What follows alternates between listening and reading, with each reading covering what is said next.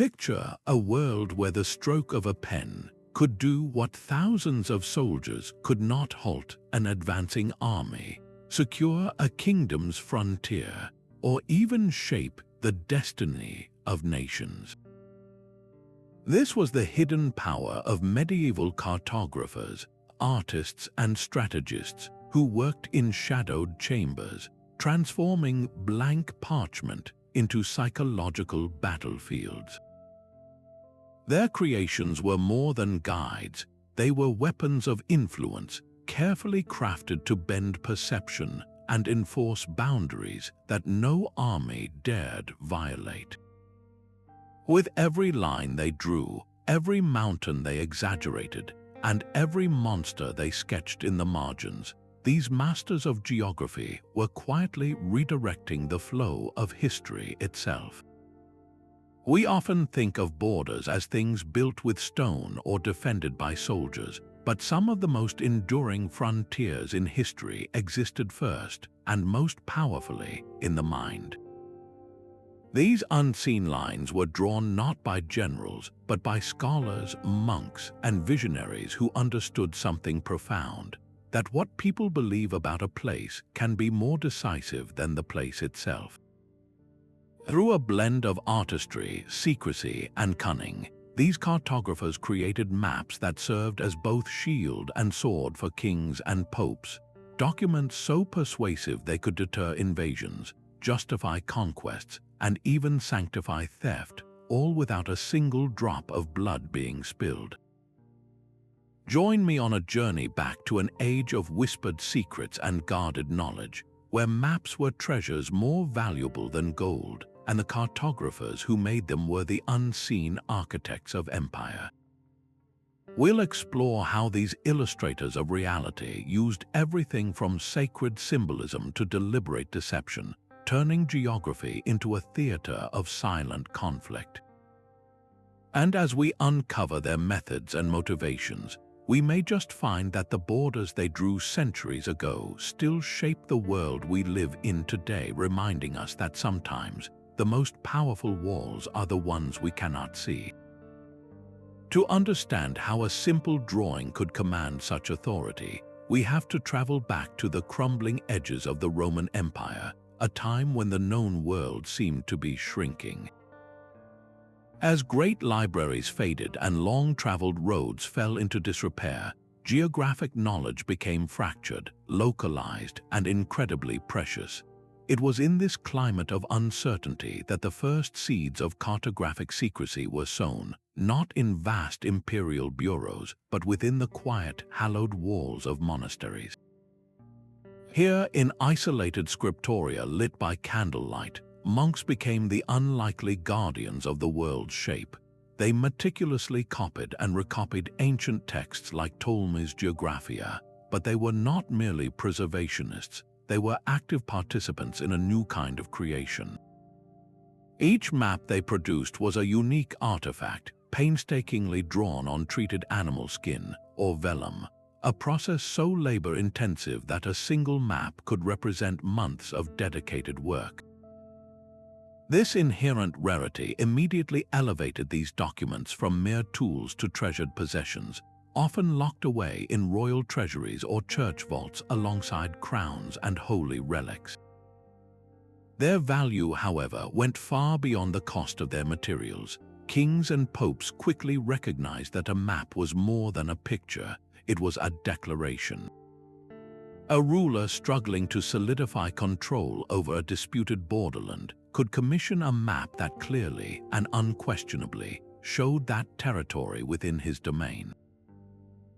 This visual claim, blessed by the scholarly authority of the Church and rendered with apparent scientific precision, was a powerful tool for impressing diplomats, intimidating rivals, and legitimizing rule to their own subjects. The cartographer, therefore, was not just an artist but a strategist. A monk, already bound by vows of obedience and silence, was the perfect candidate for this sensitive work. He could be entrusted with a king's most pressing territorial ambitions and knew his creation would serve a higher, often divinely sanctioned, purpose. This led to the birth of a delicate and deliberate art, the art of cartographic manipulation. Accuracy was often sacrificed for agenda. Imagine a realm vulnerable to invasion from a northern neighbor. A cartographer, under orders from his patron, could take his quill and transform a gentle, rolling hill into a formidable, impassable mountain range. A wide, easily forded river might be redrawn as a raging, uncrossable torrent. Conversely, a lush and desirable valley that a king coveted might be depicted as a barren, swampy wasteland on maps intended for foreign eyes, making it appear unworthy of the effort to conquer. These were not simple lies, they were sophisticated psychological operations crafted on parchment. The map didn't just show the world as it was, it showed the world as the powerful needed it to be perceived, creating mental barriers so potent they could deter armies without a single soldier ever having to stand guard. This was the dawn of a new era of power, where control was exerted not only by the sword but by the stroke of a pen, setting a precedent for influence that would echo through the centuries. But to transform blank parchment into a weapon of psychological warfare required more than just skill. It demanded a unique arsenal of tools and materials, each chosen for its durability, clarity, and symbolic weight. The very canvas of their craft was a product of immense labor, vellum. This wasn't simple paper, but a finely prepared calfskin, soaked, stretched, and scraped to create a smooth, incredibly durable surface. The cost of a single sheet was substantial, a testament to the map's inherent value before a single line was even drawn. Upon this precious surface, the cartographer would wield his most vital tool, a quill pen, often made from a goose or swan feather, meticulously cut and sharpened to a fine point. With this, he would apply iron gall ink, a concoction born from a fascinating and almost alchemical process.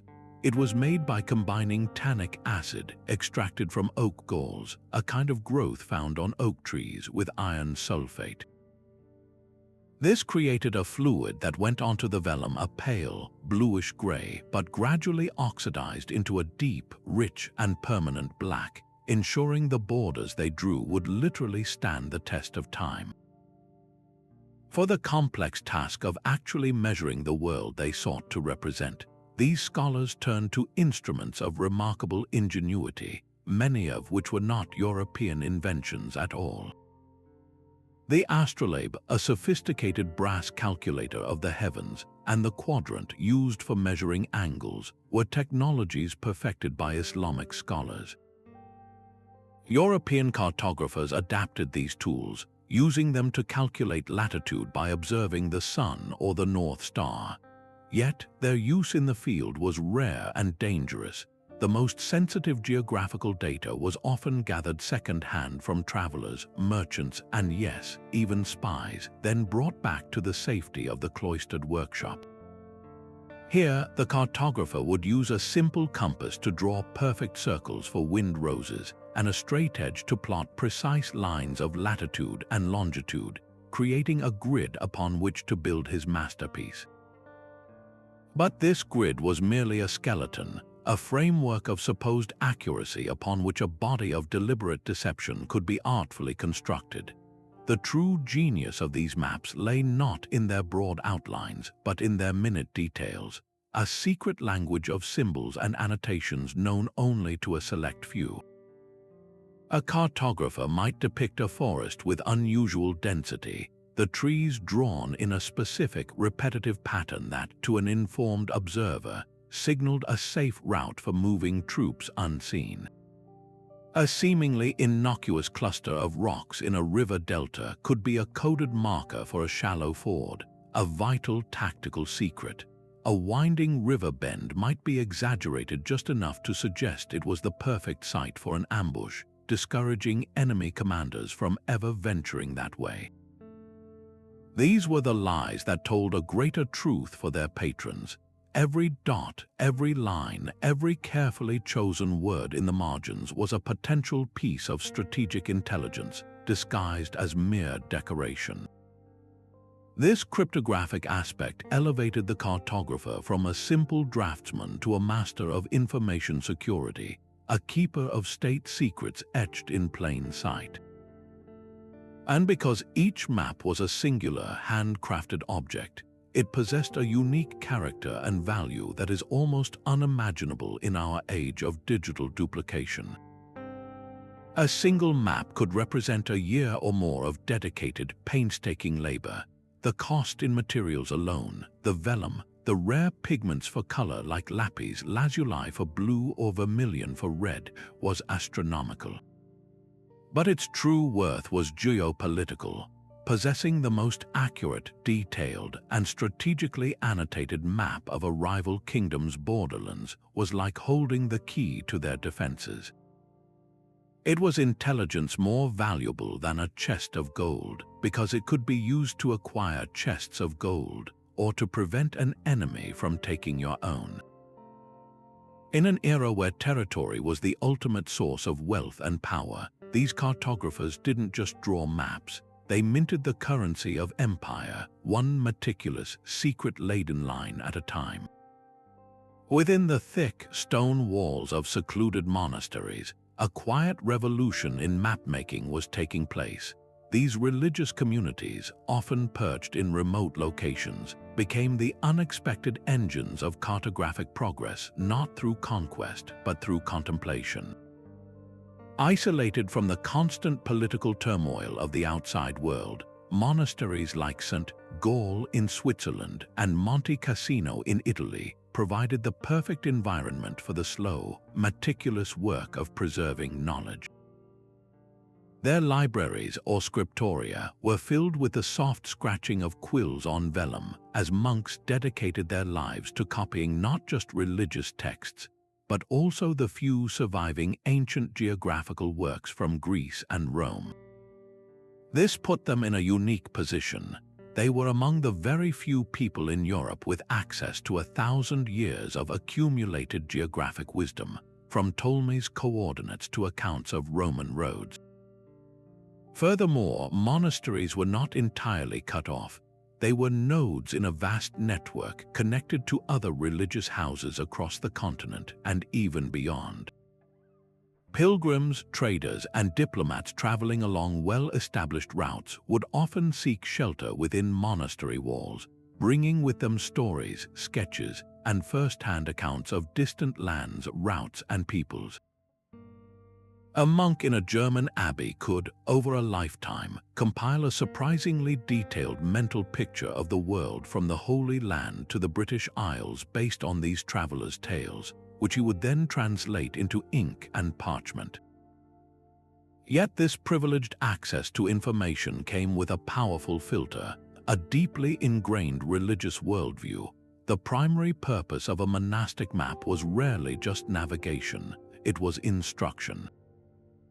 The world was not merely a physical place but a spiritual landscape, a stage for the drama of salvation. This perspective profoundly shaped what they chose to include and how they chose to depict it. Territories that were Christian or those targeted for conversion might be drawn with careful, relatively accurate detail, but lands that were unknown or worse, inhabited by non-Christians, were often depicted as realms of wonder and terror. The edges of these maps famously swarmed with fantastical creatures, cynosphali or dog-headed men, cyopods who shaded themselves with a single giant foot, and cannibals who served as a dire warning against straying from the known world. This wasn't just whimsical decoration, it was a form of theological and political commentary. By depicting foreign lands as monstrous and chaotic, these maps effectively drew a moral border. They sent a clear message: to cross into these spaces was not merely a geographical journey, but a spiritual peril. It reinforced the idea of Christendom as a bastion of order and light, surrounded by a world of darkness that needed to be either feared or, crucially, subdued and converted. This cartographic othering provided a powerful moral justification for expansionist policies, crusades, and colonization, framing conquest not as aggression but as a divine duty. The very nature of monastic life made these monks the ideal custodians for such sensitive cartographic projects. Their vows of obedience meant they followed the directives of their abbots without question, who in turn often answered to powerful bishops or kings. A vow of silence ensured that the secrets they inscribed, the hidden pathways, the exaggerated natural defenses, the locations of allied monasteries that could serve as safe houses, would not be casually divulged. They were, in essence, the perfect combination of scholar, artist, and security-cleared operative. When a king needed a map to legitimize a border dispute with a neighboring lord, he could commission a monastery known for its cartographic skill. The resulting document would carry the undeniable authority of the Church, making a territorial claim seem not just politically expedient, but divinely ordained. The map became a sacred object, its borders blessed by God Himself, making them psychologically impervious to challenge. This fusion of faith and geography created a powerful tool, one that could shape the destiny of nations. A line drawn by a monk's hand in a quiet scriptorium could, with the backing of the Church, become a barrier that no army would dare cross, for to do so was to challenge not just a king, but heaven itself. To truly grasp the power these monastic mapmakers wielded, we must turn our attention to one of the most magnificent and revealing artifacts to survive from that era, the Herford Mappa Mundi. Created around the year 1300 in Herford, England, this map is not a chart for sailors or a guide for merchants. It is something far more profound, a grand, sweeping sermon rendered in ink and gold leaf on a single, massive sheet of vellum. Its purpose was not to guide the body, but to orient the soul within a cosmos designed and governed by divine will. At first glance, its geography appears bewilderingly strange to the modern eye. The world is depicted as a perfect circle, with east placed firmly at the top, the direction of the rising sun and the Garden of Eden. The continents of Europe, Asia, and Africa are arranged within this circle, but they are not drawn to a scale we would recognize. Instead, they are shaped and sized according to their theological significance, not their physical reality. And at the very heart of this world, both physically and spiritually, sits the city of Jerusalem. This was no accidental placement. By centering the entire known universe on this one holy city, the map's creators were making an unequivocal statement. Jerusalem was the navel of the world, the focal point of human history and divine intervention. Radiating out from this sacred center, the map becomes progressively more strange and perilous. The farther one travels from Jerusalem, the more the familiar gives way to the fantastical. The edges of the map are a riot of mythical beasts and monstrous races. Here be dragons indeed, but also the Blemii, a tribe of headless men with faces on their chests, the Cyopods who hop on a single giant foot large enough to use as a sunshade, and the Cynosphali, fierce dog-headed warriors. These were not included as mere entertainment or out of ignorance. They served a crucial doctrinal function. They visualized the concept of the oikoumene, the civilized, ordered world of Christendom, and the terrifying terra incognita that lay beyond its moral and spiritual borders. This created a powerful psychological and political cartography. A medieval nobleman or cleric viewing this map would internalize a clear, terrifying message. To journey outward from the center was to move away from divine order and into a realm of chaos, sin, and monstrosity. It effectively drew an invisible but impregnable frontier around the Christian world, a border defined by faith rather than geography. Venturing beyond this border was not merely a risky adventure, it was a transgression, a sinful act of leaving God's ordained sanctuary. This made the map an incredible tool of soft power. A king could point to the Mappa Mundi and argue that expanding his territory into pagan lands was not an act of aggression, but a holy mission to push back the edges of chaos and bring order and salvation to monstrous realms. Conversely, it discouraged travel and trade into areas controlled by rival faiths or cultures, as doing so was framed as spiritually corrupting. The map's influence extended far beyond the walls of the cathedral where it was likely displayed. It was a teaching tool, a visual Bible for a largely illiterate population. Its imagery reinforced sermons and doctrine, making complex theological concepts about the nature of creation and the dangers of the unknown instantly understandable. The border it drew was not one that could be patrolled by soldiers. It was patrolled by the fear and faith in the hearts of every person who beheld it. To challenge a border drawn on a battlefield map required raising an army, but to challenge a border drawn on the Herford Mappa Mundi required challenging God himself, a prospect far more daunting than any earthly army. This masterpiece of medieval thought shows us the ultimate expression of the cartographer's secret power, the ability to define reality itself, to make a spiritual belief as solid and unassailable as a mountain range, and to shape human behavior for centuries with nothing more than a persuasive and beautifully crafted picture.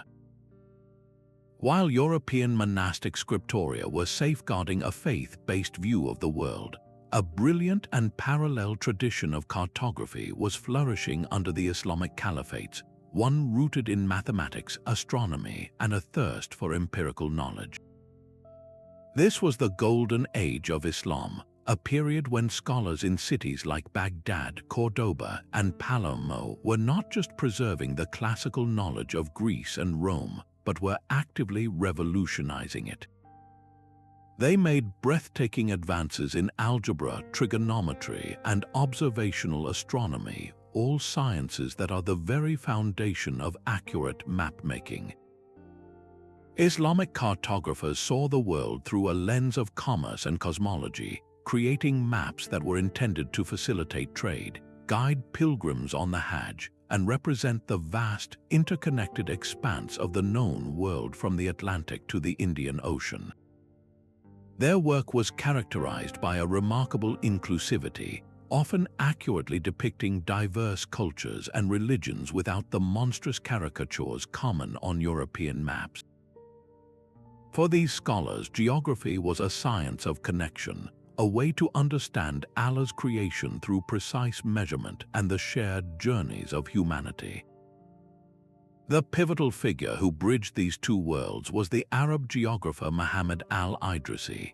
In the 12th century, he found a most unlikely patron, the Norman Christian king Roger II of Sicily. Roger was a ruler of extraordinary intellect and curiosity, who presided over a uniquely multicultural court where Latin, Greek, and Arabic were all spoken. He recognized the superiority of Islamic scientific knowledge and commissioned al-Idrisi to undertake an audacious project, to synthesize all available geographic knowledge into the most accurate world map ever created. For 15 years, al-Idrisi and his team of scholars interviewed travelers, cross-referenced existing texts, and sent out expeditions to verify distances and landmarks. The result was the Tabula Rogeriana, or the Book of Pleasant Journeys into Faraway Lands, completed in 1154. It was a monumental achievement consisting of a massive silver planisphere, a circular world map, and an accompanying book of 70 sectional maps. Its vision of the world was staggeringly more advanced than anything produced in Europe at the time. It correctly showed the Earth as a sphere, depicted the source of the Nile with surprising accuracy, and presented a detailed, realistic portrayal of the Mediterranean and the Middle East. Yet, the fate of this masterpiece reveals the dark irony of this cultural exchange. King Roger did not commission this map out of pure academic curiosity. He was a conqueror. The Normans had seized Sicily from its Muslim rulers, and Roger saw in Idrisi's work the ultimate intelligence asset. The Tabula Rogeriana provided an unprecedented, scientifically grounded layout of the very territories Roger and other European powers sought to control.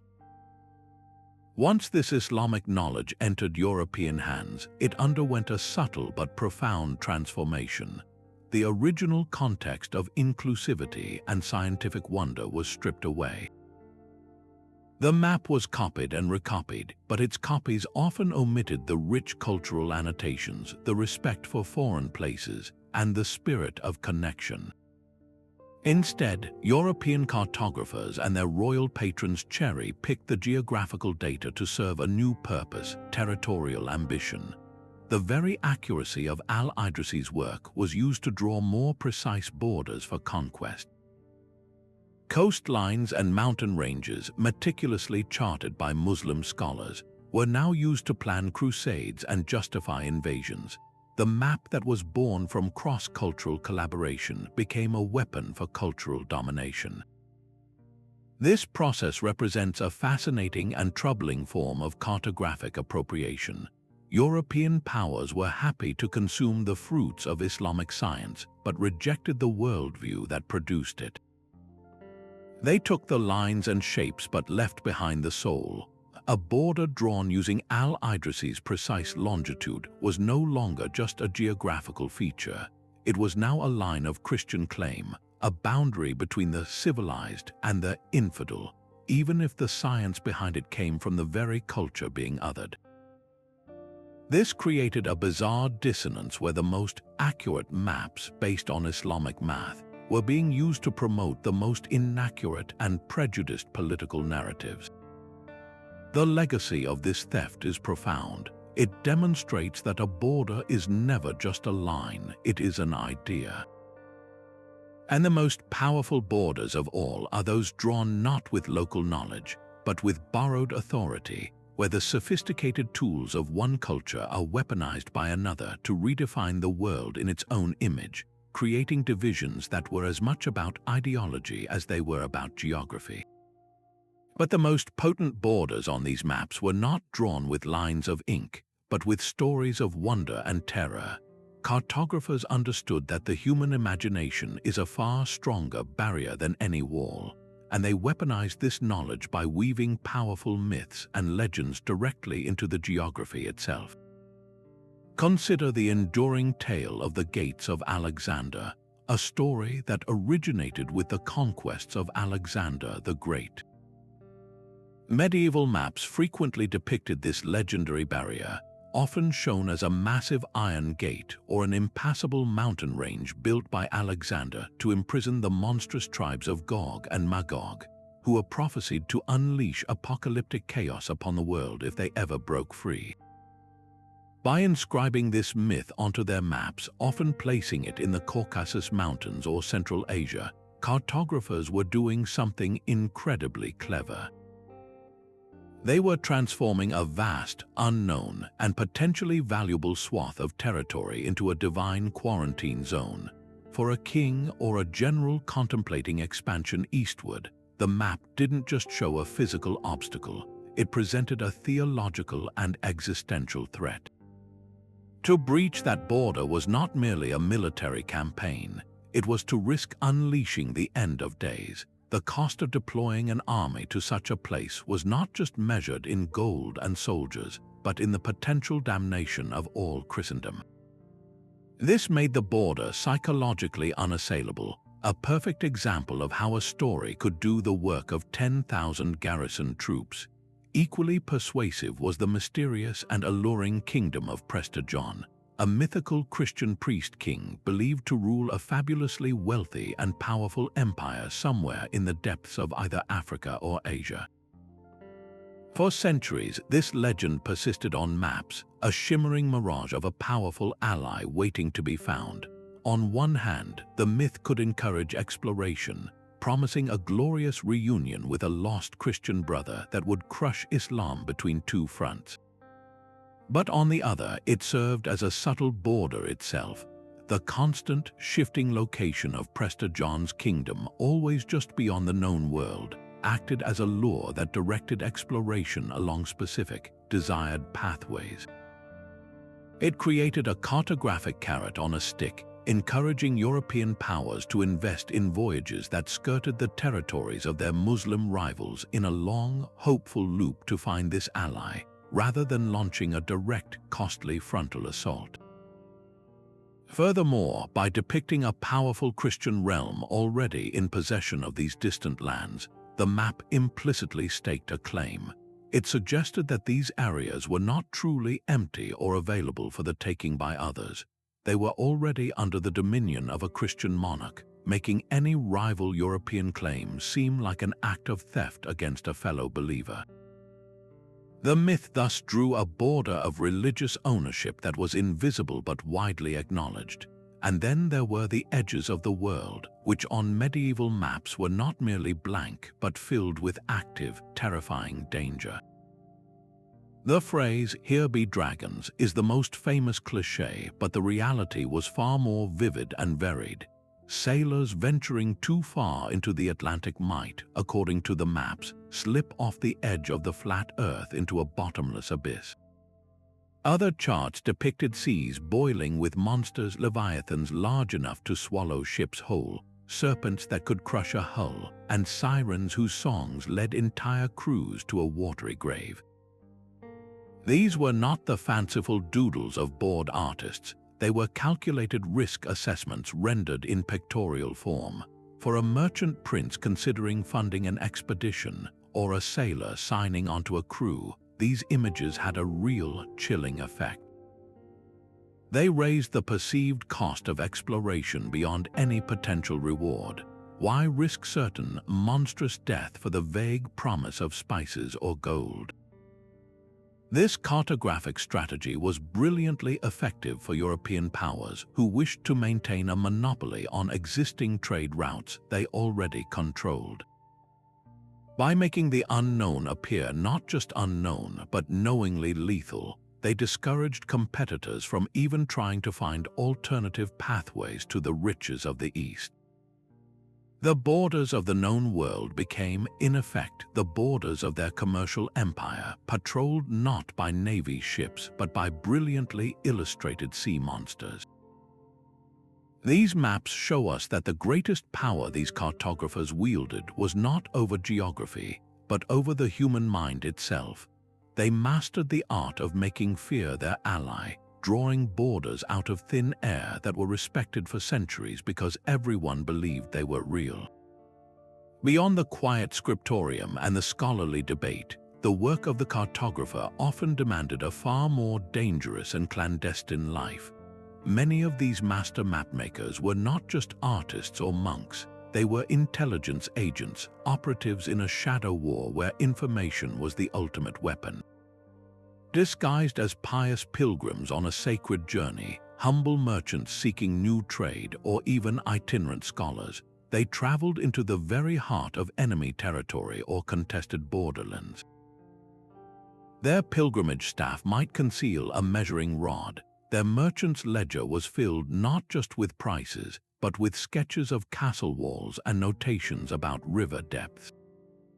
Their true pilgrimage was for knowledge, and their most valuable trade good was military intelligence. With a trained eye, they would casually observe everything: the width of a mountain pass that could accommodate a column of soldiers, the daily routines of garrison guards, the location of freshwater springs that could sustain an invading army, or the hidden fords in a river that everyone assumed was impassable. Every detail, no matter how seemingly insignificant, was a potential piece of the strategic puzzle. This gathered intelligence was then artfully encoded into the very fabric of their maps. A cartographer wouldn't write "weak point in the wall" next to a castle. Instead, he might draw that section of the battlement with a slightly different, almost imperceptible stone pattern, a visual cue that his patron would be trained to recognize. A forest drawn with unusual density might not indicate trees, but rather a concealed route for moving troops unseen.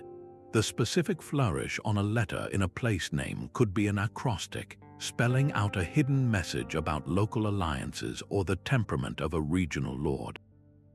These maps became cryptographic documents layered with meaning. To the uninitiated, they were beautiful, authoritative geographical records, but to the king or general who held the key to their code, they were a detailed battle plan, a guide to the vulnerabilities and strengths of a rival power, all hidden in plain sight.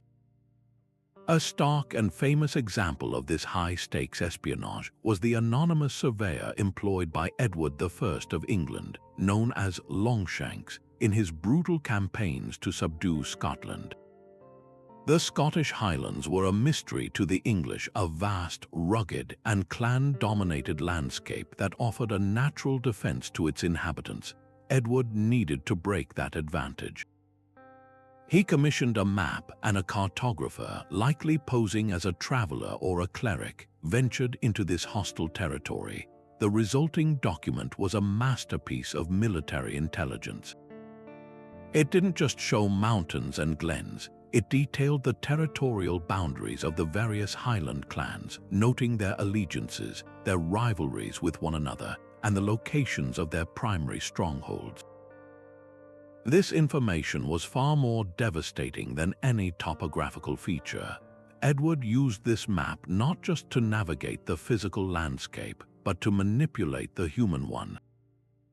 By understanding the deep-seated divisions between the clans, he could exploit them, offering promises and threats to turn them against each other. The borders drawn on that map were not merely geographical. They were political, highlighting the fissures in Scottish society that Edward could pry open. This cartographic espionage provided the blueprint for his campaigns, allowing him to effectively conquer a nation by turning its own people against one another, a strategy made possible by the perilous journey of one unseen mapmaker. This work placed the cartographer in immense and constant danger. If discovered, they weren't just trespassers, they were spies, and the punishment was swift and brutal. Torture and execution were the expected outcomes. A single misplaced line, an overly curious question, or a drawing that was a little too accurate could betray their true mission. They carried the weight of kingdoms on their shoulders, knowing that the accuracy of their work could determine the fate of thousands, leading their own nation to glorious victory or catastrophic defeat. This transformed the peaceful art of cartography into one of the most perilous professions of the medieval world, where the pen was not only mightier than the sword, but was also its stealthiest and most dangerous companion. Behind every stroke of the master cartographer's pen lay a powerful economic engine, one fueled not by scholarly pursuit but by cold, hard currency and the relentless ambition of the elite. The creation of these secret maps was an extraordinarily expensive endeavor, a luxury few could afford. A single sheet of the highest quality vellum could require the skin of an entire herd of calves, each meticulously processed. The inks were concocted from rare, imported pigments, lapis lazuli for a brilliant blue, crushed gold leaf for illuminating important cities, vermilion for marking dangerous territories. The labor itself was the greatest cost. A skilled cartographer might spend a year or more on a single comprehensive map, a year in which he had to be housed, fed, and paid a substantial sum for his unique and secretive expertise. This was not a cottage industry, it was a capital-intensive project, and the only patrons with pockets deep enough to fund it were the most powerful institutions and families of the age, the papacy, royal courts, and banking dynasties like the Medici.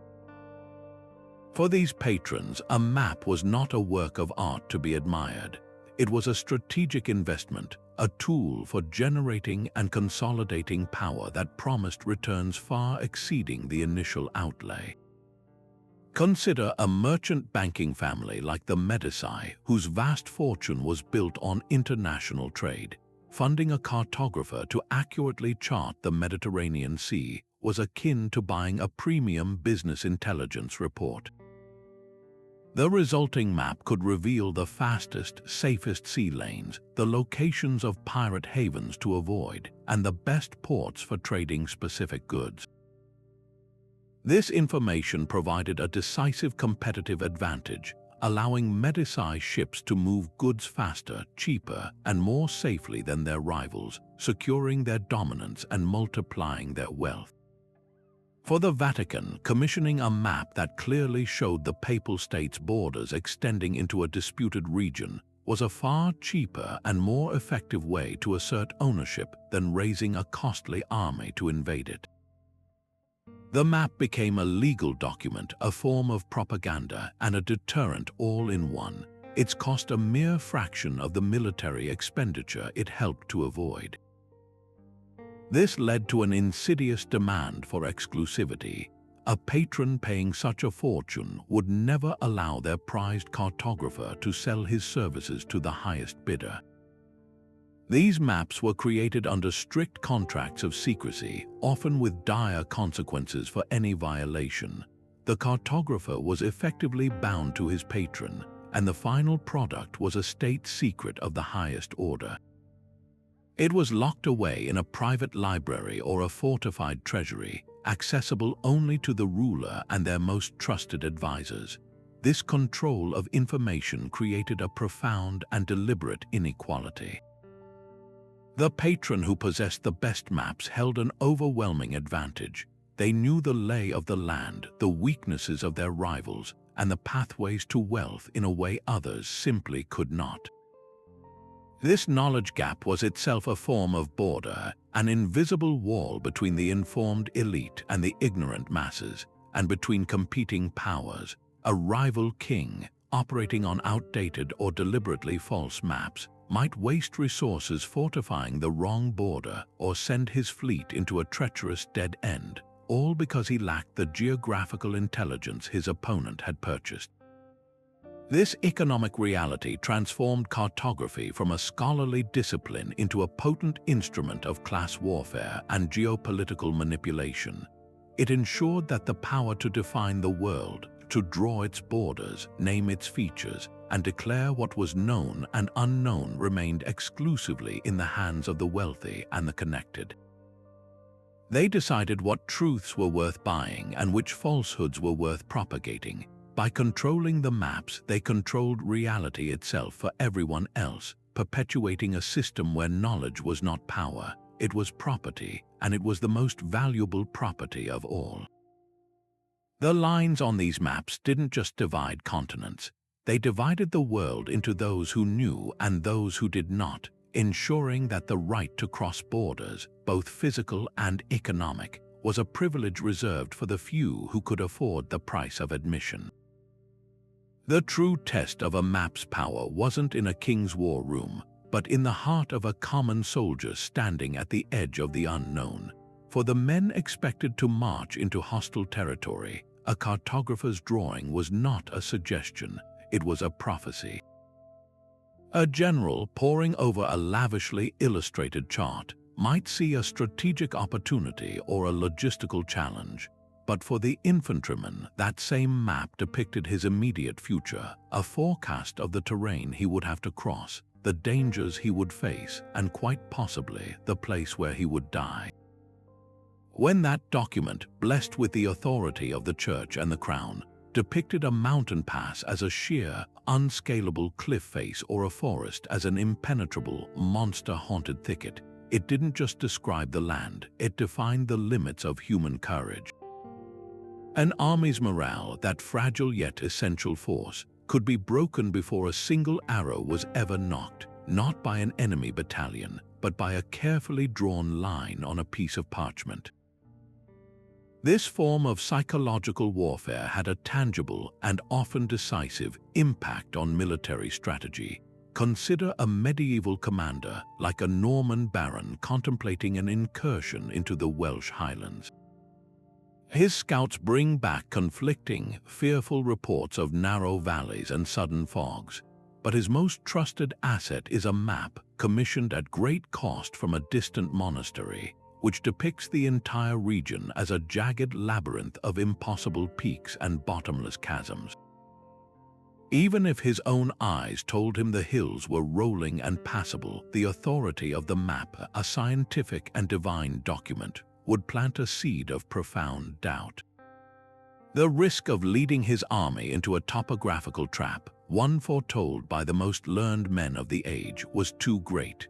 The financial cost of the campaign, the potential for a catastrophic loss of life, and the political fallout from a failed invasion would weigh heavily against the uncertain reward. More often than not, the logical decision was to turn back. The border, in effect, had held. The cartographer's pen had successfully mustered a phantom army of fear and doubt, one that could defend a frontier without a single casualty. Yet this strategy was a double-edged sword. While it undoubtedly prevented countless bloody and potentially fruitless conflicts, it also calcified ignorance and missed monumental opportunities.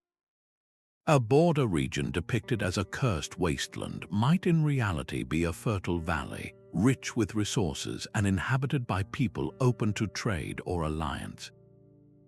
By accepting the map's grim fiction, a kingdom might forfeit a chance for peaceful expansion and economic growth, all while a rival, perhaps armed with a more accurate or simply more daring chart, could move in and claim the prize. Furthermore, these cartographic illusions could prolong conflicts by creating false strongholds. If a map exaggerated the defensive nature of a castle's surroundings, showing a gentle river as a raging moat or a sparse wood as a dense, ambush-ready forest, it could discourage a besieging army from launching an assault they might easily have won, leading to a long, grinding siege that drained resources on both sides.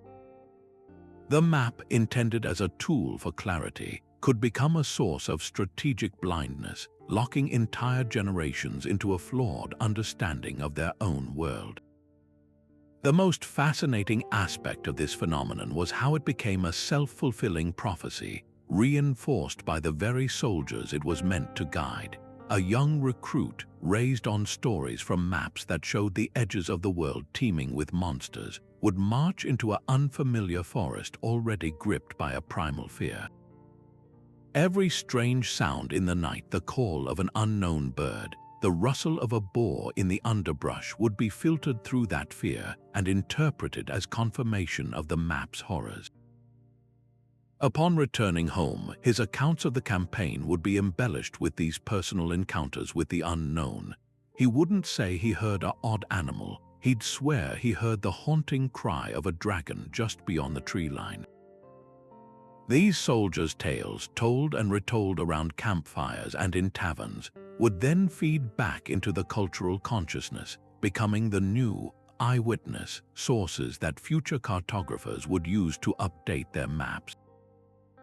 The illustration of a dragon in the forest margin began as a symbolic warning, but after a few decades of campfire stories, it was documented as a factual resident.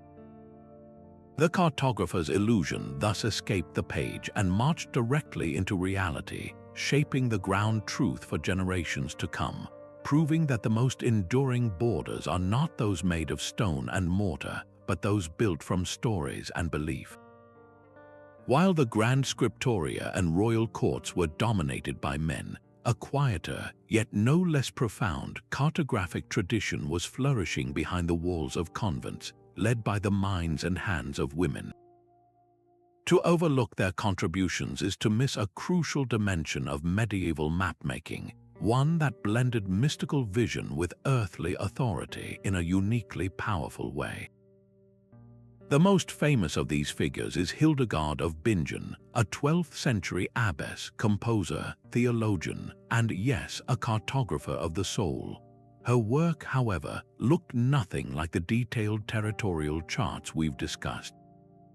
Hildegard's maps were not of lands and seas, but of the cosmos and the human condition. She created breathtakingly beautiful and complex illuminated manuscripts, like her Civias, which depicted the universe as a series of concentric circles, with the divine fire of God at the center and the earthly realm on the periphery. These were symbolic maps, charts of a spiritual landscape meant to guide the faithful toward salvation. Yet, to dismiss these as mere religious art is to misunderstand the fluid nature of power in the medieval world. A spiritual border in an age of profound faith could be every bit as real and influential as a political one.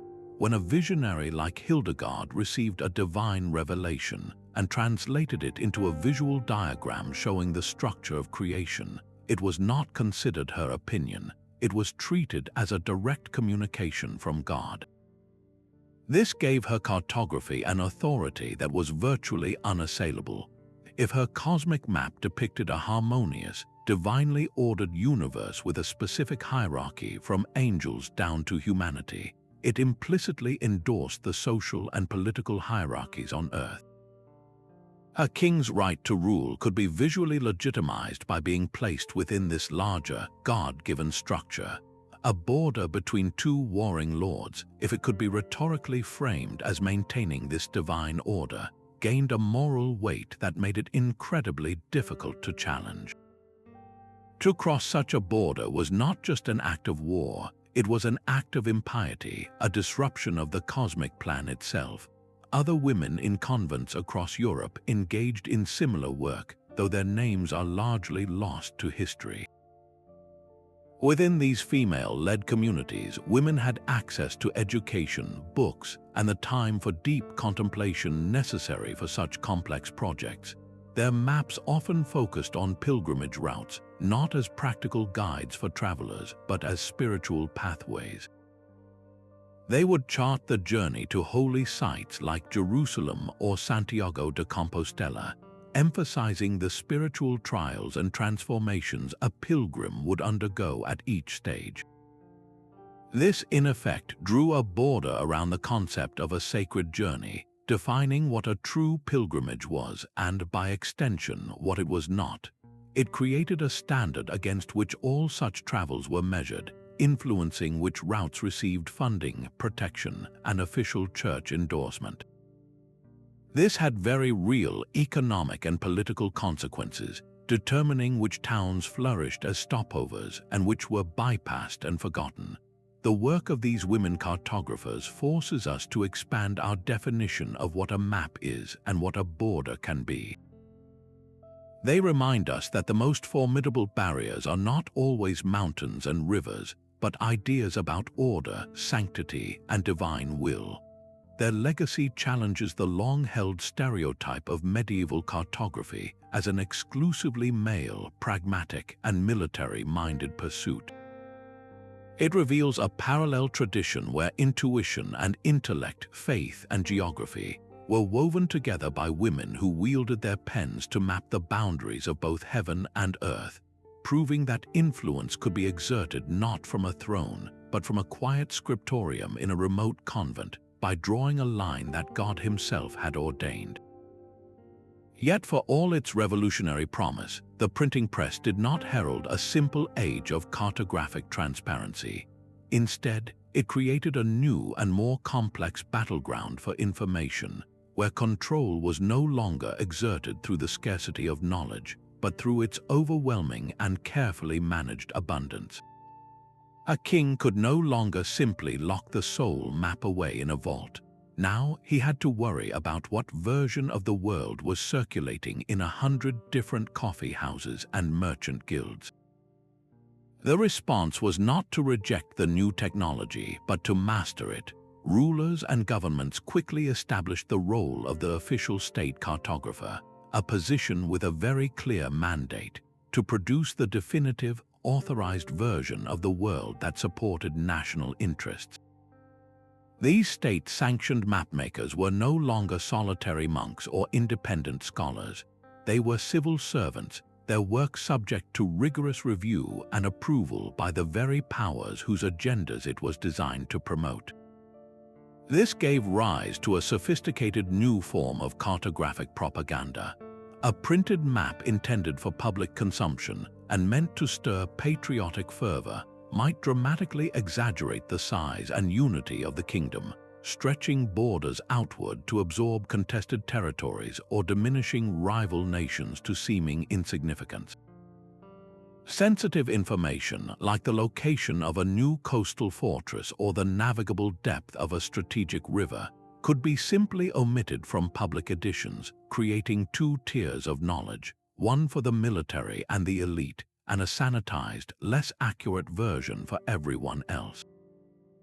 In some cases, deliberate errors were even inserted as copyright traps, a fake village or a misspelled mountain range, to catch rival publishers who dared to make unauthorized copies, a practice that further polluted the geographic record with intentional fiction.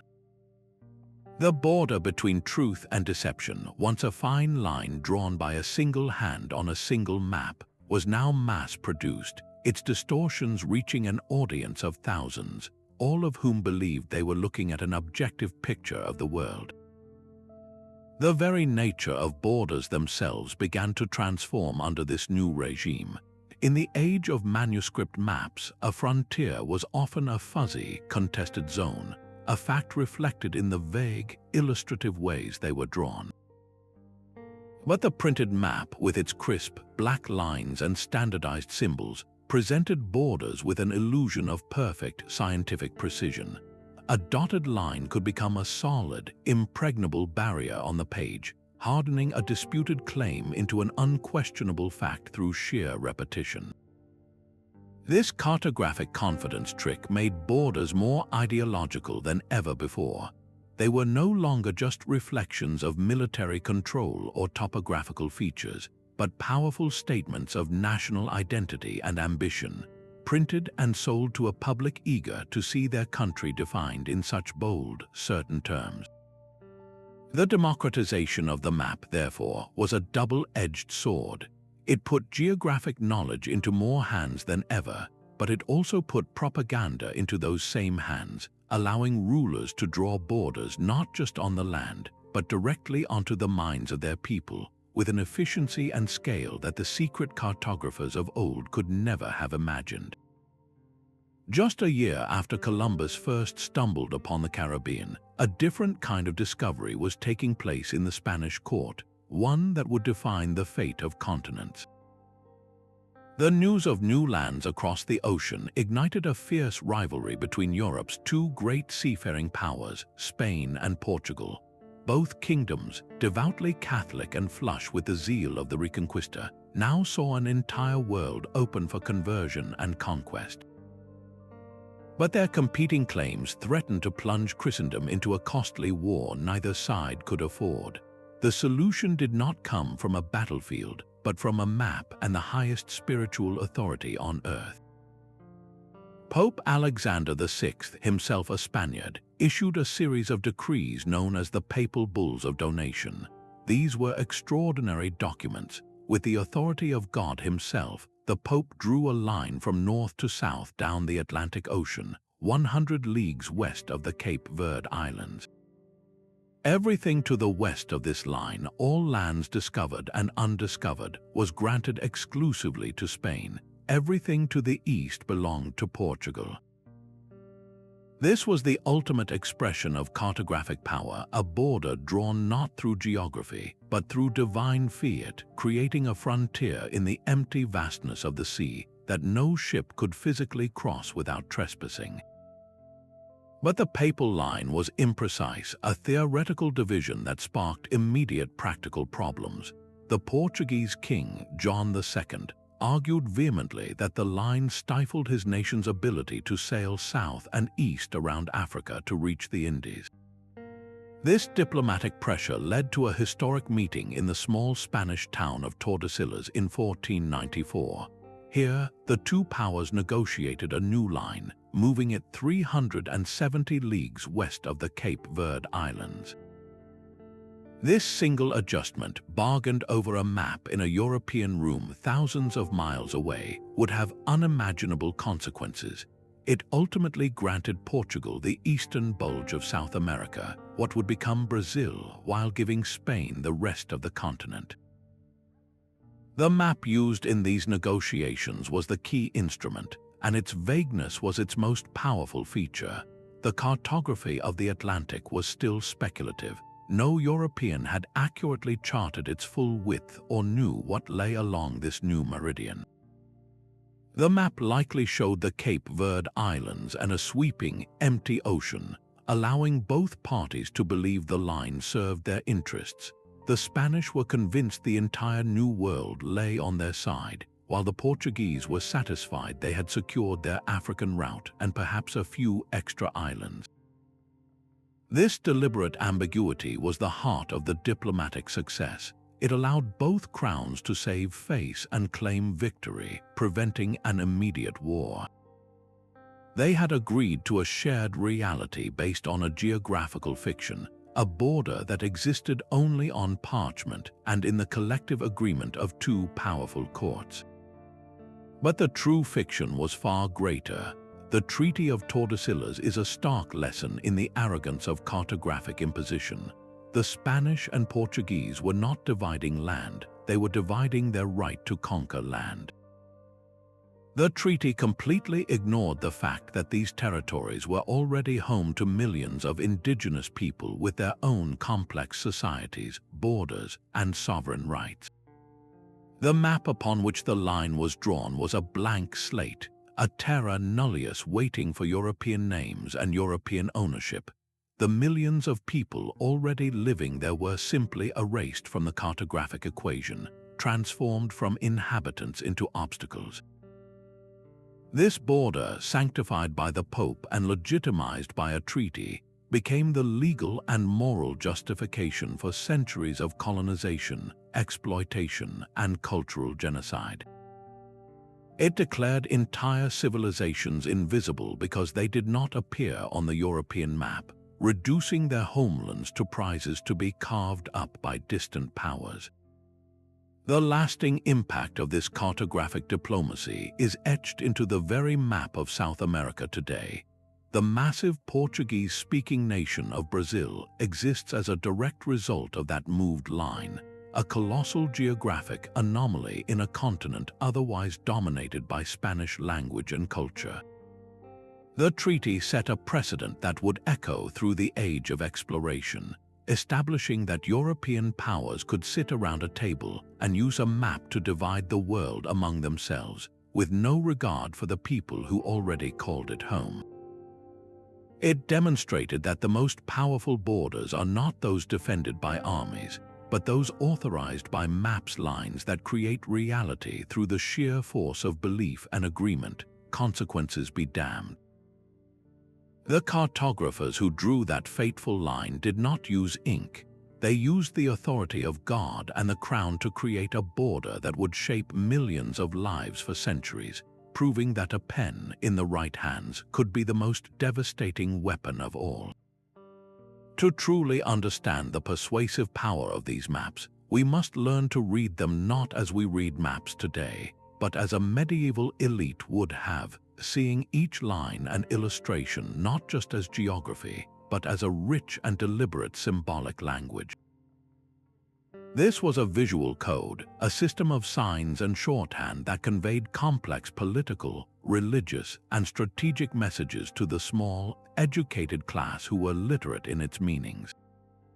For this audience, a map was less a tool for finding one's way and more a declaration of how the world was ordered, who held power within it, and what dangers lay in wait for those who challenged that order. Every element, from the grandest city to the smallest beast in the margin, was a carefully chosen word in a story written by the cartographer and his patron. Consider the most famous of these symbols, the dragon. To a modern viewer, it might seem like a fanciful decoration, a mythic flourish, but on a medieval map, its presence was a stark, unambiguous warning. It was the cartographic equivalent of a skull and crossbones, signaling a place of extreme peril, whether from real navigational hazards like jagged reefs and treacherous currents, or from more abstract dangers like political instability or hostile inhabitants. Its function was profoundly practical to deter. A merchant prince funding an expedition would see that dragon on the chart and immediately calculate a much higher risk, potentially rerouting his entire venture to avoid the cursed area. The dragon didn't just mark a dangerous place, it actively defended a border by making the cost of crossing it seem unacceptably high.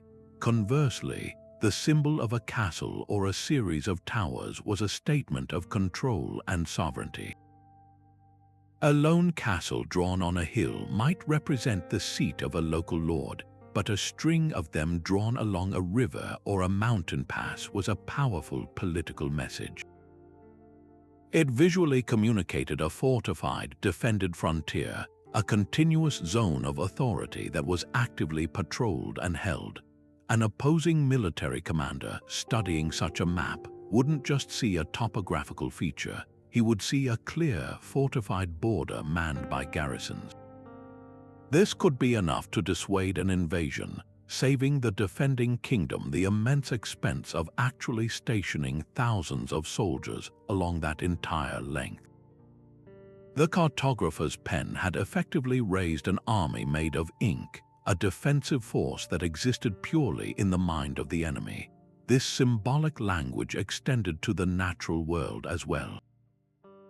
Rivers were not merely waterways, they were often depicted as thick, bold, and unnavigable lines, serving as natural, God-given borders between kingdoms or faiths.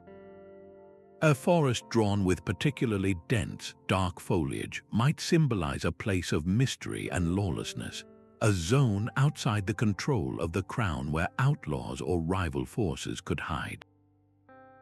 Even the choice of color was loaded with meaning. The use of vibrant gold leaf to highlight a city like Rome or Jerusalem wasn't just for aesthetic beauty. It was a visual proclamation of that city's supreme spiritual and political importance, setting it apart from and above all other places on the map. This system of symbols turned the entire map into a narrative canvas, a storybook of power written in a universal visual language. A ruler could unfurl such a document before a visiting ambassador and, without speaking a word, communicate the extent of his domain, the strength of his defenses, the wealth of his cities, and the terrifying dangers that protected his frontiers. It was a masterpiece of psychological projection, a way to appear stronger, more organized, and more in control than one might actually be. The cartographer, in crafting this narrative, became a propagandist, a strategist, and a storyteller all at once, wielding his symbols to shape perceptions and, through those perceptions, to shape the very real politics of the medieval world. Yet for all their power to deter, these secretive and often deceptive maps also possessed an irresistible power to beckon, casting a siren's call that would launch the great age of exploration. The very same documents that warned of monsters and abysses also whispered tantalizing promises of untold riches, exotic spices, and fabled kingdoms lying just beyond the edge of the known world. This created a fascinating paradox for navigators and their financiers, who were forced to treat every map as a mixture of potential treasure map and deliberate trap. The most famous example of this dangerous duality is Christopher Columbus himself, whose legendary voyage was built upon a foundation of cartographic fiction. He was deeply influenced by maps like the one created by the Florentine scholar Paolo dal Pozzo Toscanelli, which depicted the Atlantic Ocean as a much narrower expanse than it truly is, with the island of Sipangu or Japan lying just a few thousand miles west of Europe. This was a catastrophic miscalculation, but one that gave Columbus the confidence to secure funding from the Spanish crown. He wasn't recklessly sailing into the void. He was following a map created by a respected authority, a document that promised a clear and passable route to the wealth of Asia. The map was his key to unlocking royal patronage, but it was a key based on a profound geographical error, one that would forever alter the course of history. This was not an isolated incident. Mapmakers, particularly those employed by powerful trading states like Venice or Genoa, had a vested interest in protecting their lucrative monopolies on existing trade routes to the east. One of the most effective ways to do this was through what we might call cartographic sabotage, the deliberate insertion of errors into maps intended for public circulation or rival courts. A chart might show a non-existent island chain blocking a potential northern passage to Asia, or depict the coast of Africa as extending much farther south than it actually did, making the journey around the continent seem impossibly long and perilous. These were not simple mistakes. They were calculated acts of economic warfare designed to discourage competition. For every explorer like Columbus who was lured by a map's promise, there were countless others who were successfully deterred by its carefully crafted warnings, their ambitions quashed by a lie drawn on vellum. The map became a gatekeeper, controlling the flow of exploration by manipulating the very perception of geographical possibility. But the allure of the unknown, once ignited, is a difficult flame to extinguish. Even as some maps tried to hide the truth, others, especially those commissioned by ambitious monarchs, actively mythologized it. Regions marked as terra incognita were often filled not with blank space, but with illustrations of golden cities, mountains of gems, and fountains of eternal youth. These depictions were less about geography and more about psychology. They were visual carrots dangled before the eyes of avaricious princes and daring captains. The promise of El Dorado or the kingdom of Preston was enough to open royal coffers and convince crews to sail into what they believed to be certain danger for the chance at unimaginable reward. The cartographer in this role was not a scientist but a speculator and a propagandist, selling shares in a dream of empire. Their art blurred the line between encouragement and deception so completely that it became indistinguishable. The same map that accurately charted a known coastline might, just over the horizon, depict a pure fantasy, all in service of motivating an expedition. This dual nature, the map as both barrier and beacon, fundamentally shaped the pace and direction of global exploration. It created a stop-start rhythm to discovery, where periods of frantic voyaging, inspired by an optimistic chart, were followed by long stretches of hesitation and fear, reinforced by a pessimistic one. It meant that every new landfall was filtered through a lens of pre-existing expectation. When Columbus made landfall in the Caribbean, he was so convinced by his maps that he was in the East Indies that he forced reality to fit the fiction, labeling the native people Indians in a misidentification that persists to this day. The maps did not just guide explorers, they colonized their imaginations, predetermining what they believed they would find and often preventing them from truly seeing what was right in front of them. The greatest discoveries of the age, therefore, were often the result of magnificent failures of expeditions that were aiming for one place based on a flawed map but stumbled upon something entirely different, proving that while the cartographer's pen could chart a course, it was the unpredictable ocean and the courage of sailors that would ultimately reveal the true shape of the world. So where does this leave the legacy of these master manipulators of parchment and perception?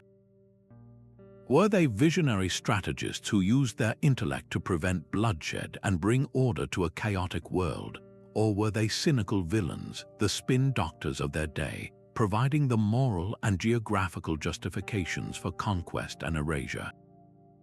The truth, as it so often does, lies tangled somewhere in the middle, forcing us to confront a deeply uncomfortable ethical landscape. On one hand, we must acknowledge the very real good that their deception may have accomplished. A map that exaggerated a mountain range or populated a forest with monsters could indeed deter an invasion, sparing thousands of peasants from the unimaginable horrors of a medieval war, the pillaging, the famine, the disease that inevitably followed armies on the march. In an era of constant, grinding conflict, the cartographer's pen might have been the most humane weapon available. a tool of psychological defense that saved more lives than the sharpest sword. Yet for every war potentially averted, there was a different, more insidious cost. The most pernicious and lasting ethical failure of these maps was the concept of terra nullius, the depiction of land as empty, barren, and waiting for ownership, even when it teemed with indigenous life and complex societies. By simply leaving native populations off the map, European cartographers were not making an error. They were making a deliberate philosophical and legal argument. If a territory was not claimed, named, and drawn according to European understanding, then it did not, for all practical purposes, exist as a sovereign entity.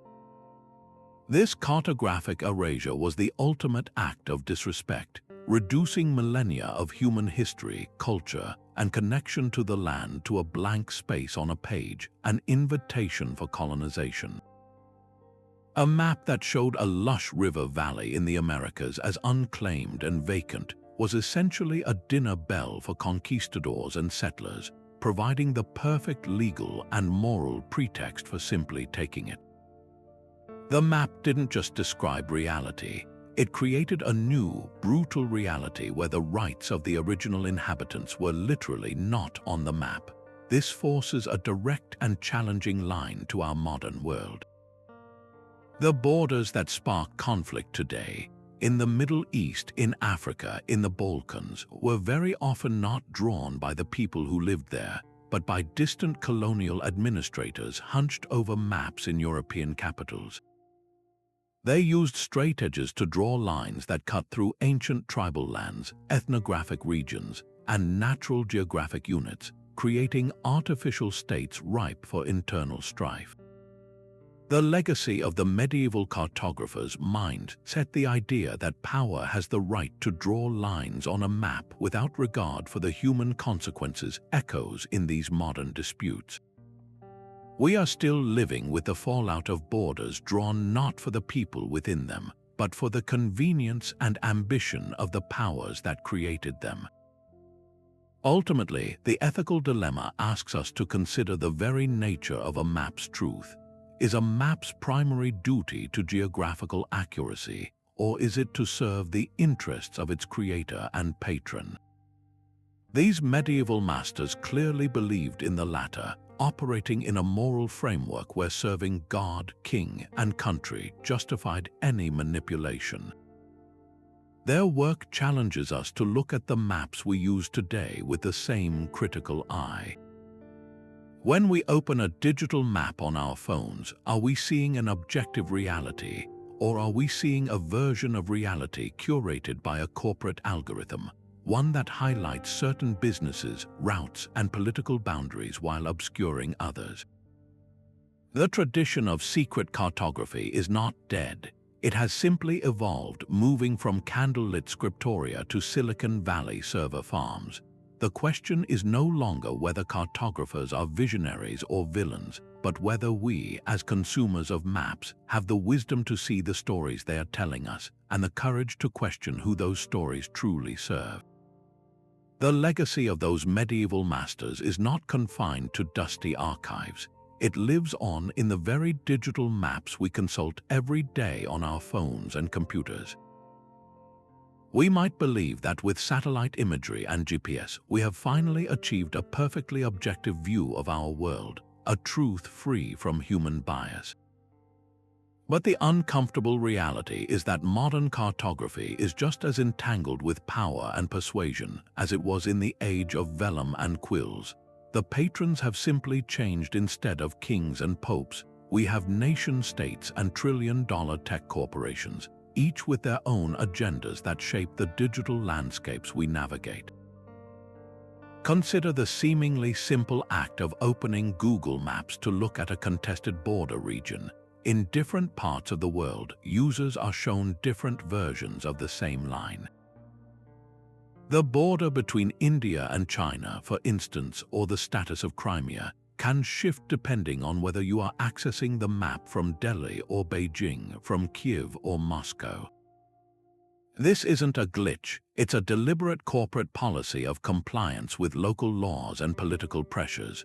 Google, in its role as a modern-day cartographic power, makes a calculated decision to show each government the version of the world it wants to see, effectively creating multiple, conflicting digital realities.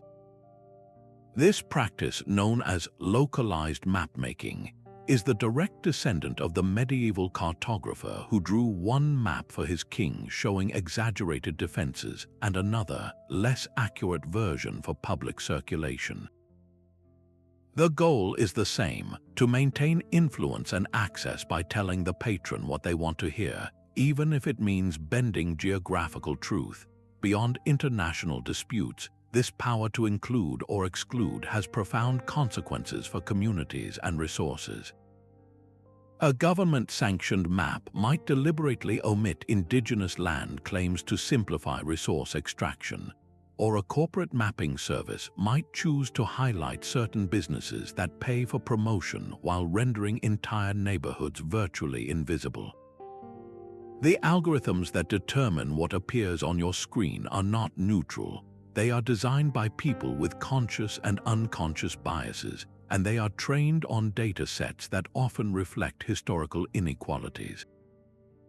A map that doesn't show public transit routes in low-income areas, for example, isn't just failing to display information, it's actively reinforcing social and economic barriers, effectively drawing a border around opportunity itself. This digital cartographic influence extends even to the realm of crisis and conflict. During wartime, open-source intelligence groups and civilians often rely on commercial satellite imagery to document atrocities and troop movements. In response, some governments have been accused of tampering with this imagery, using sophisticated software to blur or alter sensitive locations, creating cartographic smokescreens to hide their actions from the world. This is the modern equivalent of drawing dragons on the edge of the known world, using the map itself to create a zone of uncertainty and deny access to information, proving that the weaponization of geography is as potent today as it ever was. The through line from the monastic scriptorium to the Silicon Valley server farm is unmistakable. It teaches us that the medium may evolve, from hand-drawn parchment to interactive digital pixels, but the fundamental nature of the map remains unchanged. It is, and always has been, our argument.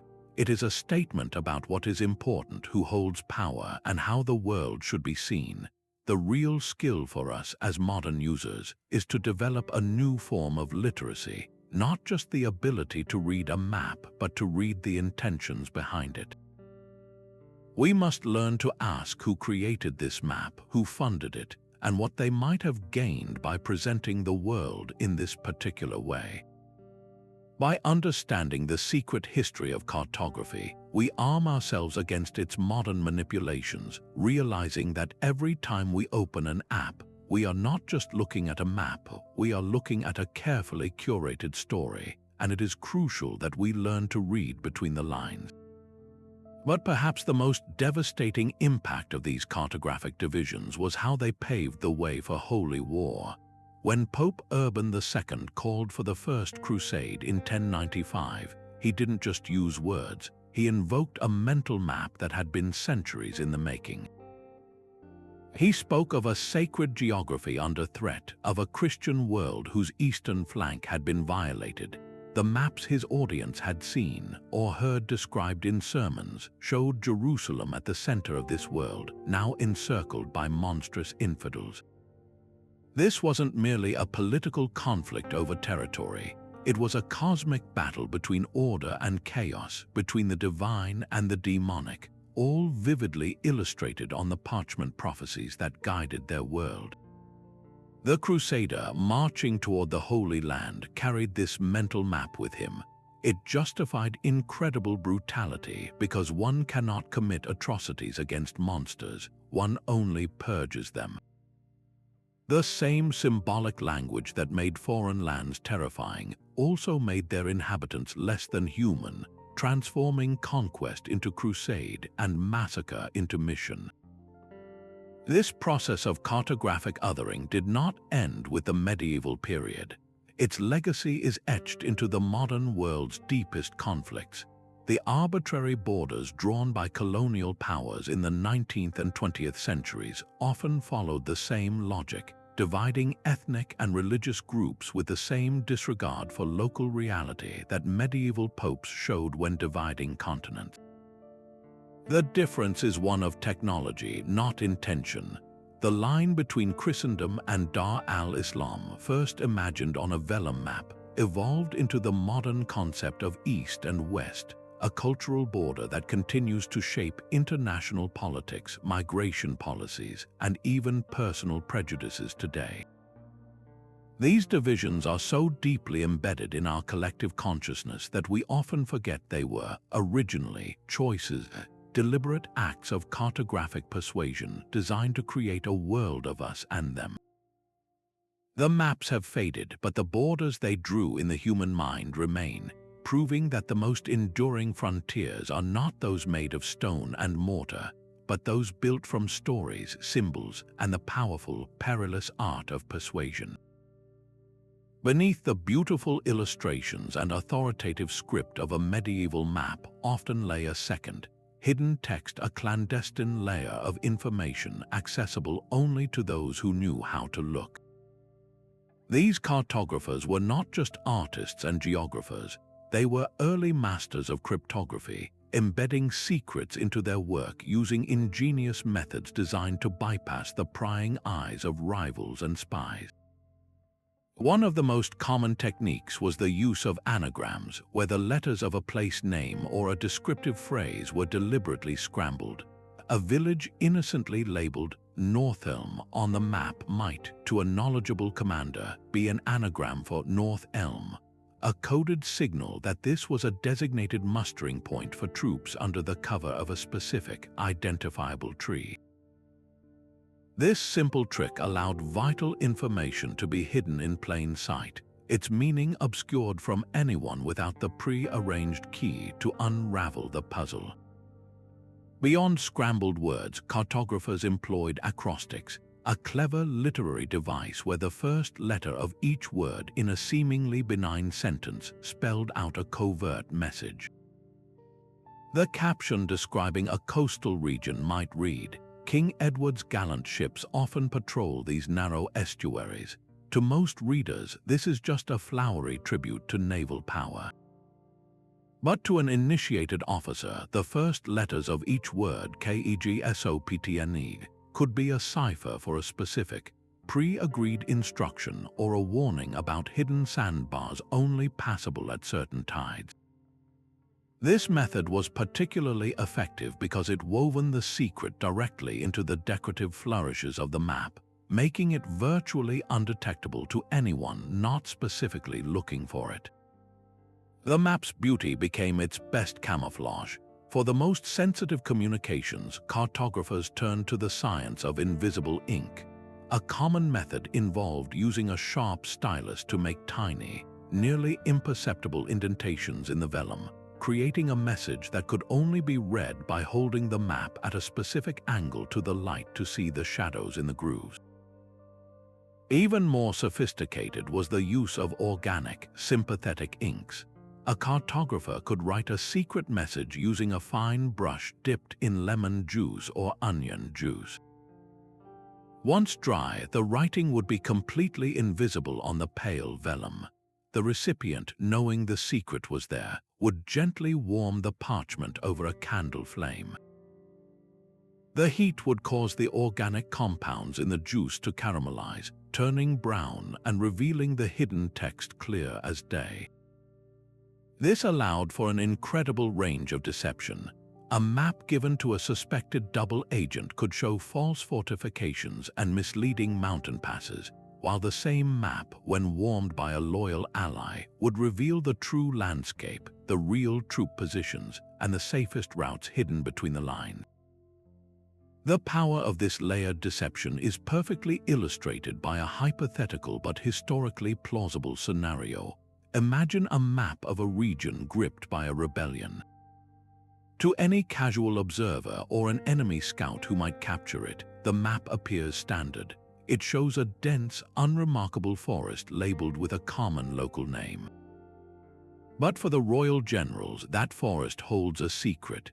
The name itself is an anagram, and the illustration of the trees contains a specific number of prominently drawn oaks, a number that corresponds to a code for encampment. Furthermore, a tiny, almost microscopic acorn is drawn in the corner of the compass rose, signaling that the hidden message applies to this feature. With this decoded, the generals know that this forest is not a natural feature at all, but the location of the rebels' primary hidden base, cleverly disguised from aerial view, not that they had it by the canopy. This single document could now function in two ways. It could mislead an enemy into ignoring a vital target, while simultaneously guiding a loyal army directly to its doorstep for a surprise attack. This dual nature elevated the map from a mere guide to an active participant in the conflict, a silent double agent made of parchment and ink. The cartographer, through sheer ingenuity, had created a tool that could outthink and outmaneuver the enemy without a single soldier ever leaving the tent, proving that the most powerful secrets are those everyone can see, but so few can truly understand. To truly grasp the world as these cartographers saw it, we must abandon our modern separation of science and superstition. For the medieval mind, the cosmos was a single, interconnected whole, a divine clockwork where the movements of the heavens directly influenced events on Earth. This belief, a fusion of emerging astronomy and ancient astrology, didn't just inform their understanding of time and fate. It profoundly shaped how they perceived the very land beneath their feet and the borders that divided it. A cartographer was not merely drawing lines between kingdoms. He was mapping a landscape imbued with celestial power, where the positions of stars and planets could determine whether a frontier was safe to cross or best left untouched. This wasn't a fringe idea. It was a fundamental principle of the educated world, drawn from classical authorities like Ptolemy, who was revered both for his geography and his work in astrology. This cosmic perspective gave rise to a fascinating concept, the astrologically impenetrable border. Imagine a marshy riverland that served as the contested boundary between two rival dukes. A cartographer, consulting his astrological charts, might determine that when the moon was in the constellation of Scorpio, a sign traditionally associated with danger, secrets, and hidden obstacles, the crossing was under a malignant influence. On his map, he wouldn't just draw the river. He might add a small, marginal note or a symbolic crest near that stretch of border depicting a scorpion, or simply inscribe the astrological sign itself.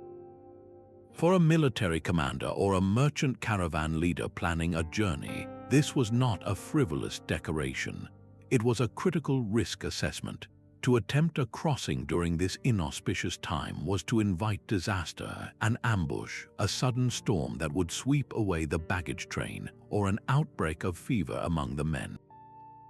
The border itself became temporarily fortified not by soldiers, but by the perceived will of the cosmos, a barrier as real as any wall. The tools for this celestial cartography were as practical as they were mystical. The astrolabe, a sophisticated instrument for measuring the altitude of stars, was essential for determining latitude, a key component of accurate map-making. But in the same observer's hands, that same instrument could be used to cast a horoscope for the moment a journey began or a treaty was to be signed. The zodiacal band was often elegantly illustrated on the borders of world maps, framing the Earth within its celestial context and reminding the viewer that human affairs were subject to larger cosmic laws. This created a powerful feedback loop. An explorer might avoid a mountain pass during a particular planetary alignment because his map warned him to. If his journey was then unusually free of trouble, he would attribute his success to heeding the astrological advice, thereby reinforcing the authority of the map and the cartographer who made it. The map's predictions shaped the behavior that made the prediction seem true. This practice granted maps an authority that transcended the earthly and touched the divine. A border drawn according to the stars wasn't just a political agreement, it was a reflection of the natural and, by extension, God's order. To challenge such a boundary was not merely to rebel against a king, but to defy the very architecture of the universe. This celestial sanction made these cartographic lines incredibly resilient to dispute. How does one argue against a border that Saturn himself is said to protect? This fusion of faith, science, and geography elevated the map from a simple guide to a sacred text, an oracle that could reveal not only where to go, but when it was wise to make the journey. The cartographer, in wielding this knowledge, became a seer and a strategist, using the language of the stars to control the flow of people, goods, and power across the landscapes they so meticulously charted, proving that the most powerful forces shaping human history are often those we cannot see, but only believe in. Yet for all their vows of secrecy and scholarly detachment, the world of medieval cartography was far from a peaceful one. It was a hotbed of fierce rivalry, where brilliant minds clashed in a silent war of ink and influence, each vying for the ultimate prize, the favor of a wealthy patron. This was not a gentlemanly competition for academic prestige, but a high-stakes battle for survival, funding, and legacy, fought in the scriptoria and royal courts of Europe. The most famous of these duels would emerge later in the 16th century between two Flemish masters, Gerardus Mercator and Abraham Ortelius. Mercator, a brilliant but prickly scholar, was a perfectionist obsessed with mathematical precision and a new way of representing the spherical world on a flat surface. His great rival, Ortelius, was a more pragmatic and business-savvy figure, a master synthesizer of information who saw the potential to bring maps to a wider audience. Their competition was driven by more than just personal pride. It was fueled by the relentless pressure of their patrons, powerful nobles and merchants who demanded maps that not only navigated the world but also celebrated their power and worldview. This intense rivalry became a powerful engine for both innovation and deception. On one hand, the desperate need to outdo one's competitor led to breathtaking advances in the science of mapmaking.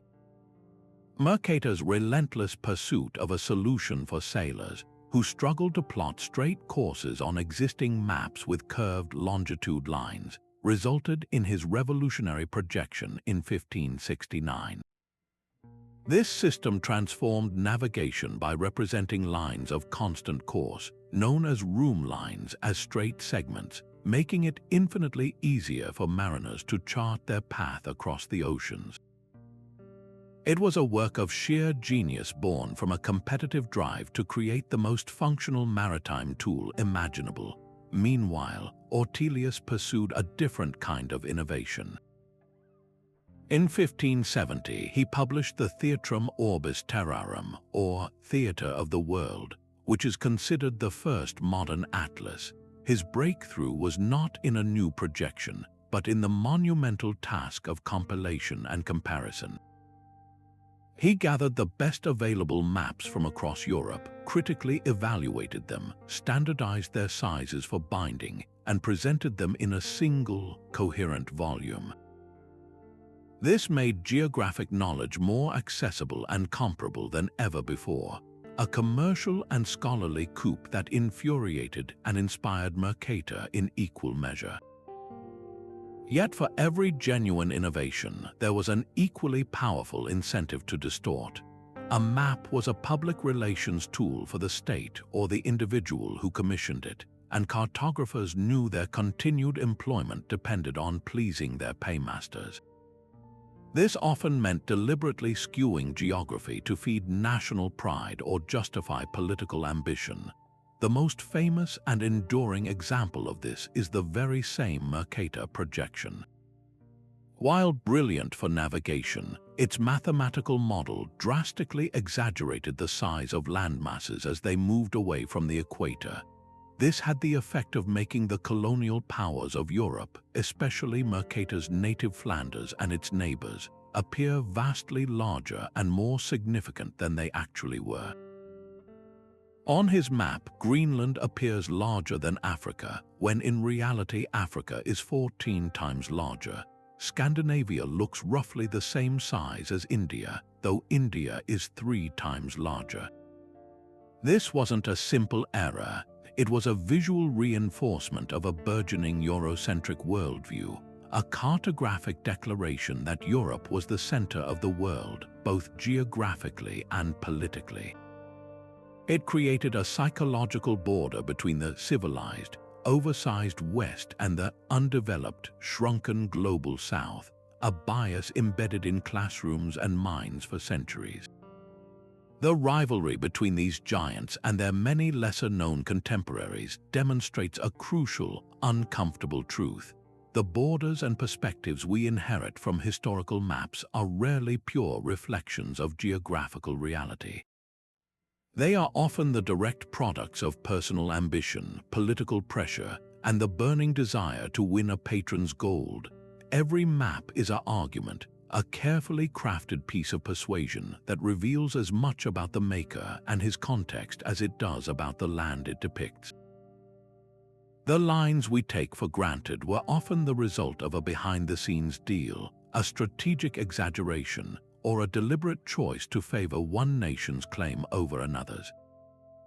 The fierce competition that drove cartographers to new heights of accuracy also pushed them into new depths of bias, leaving a legacy on our walls and in our atlases that continues to shape our perception of the world's size, importance, and very structure to this day.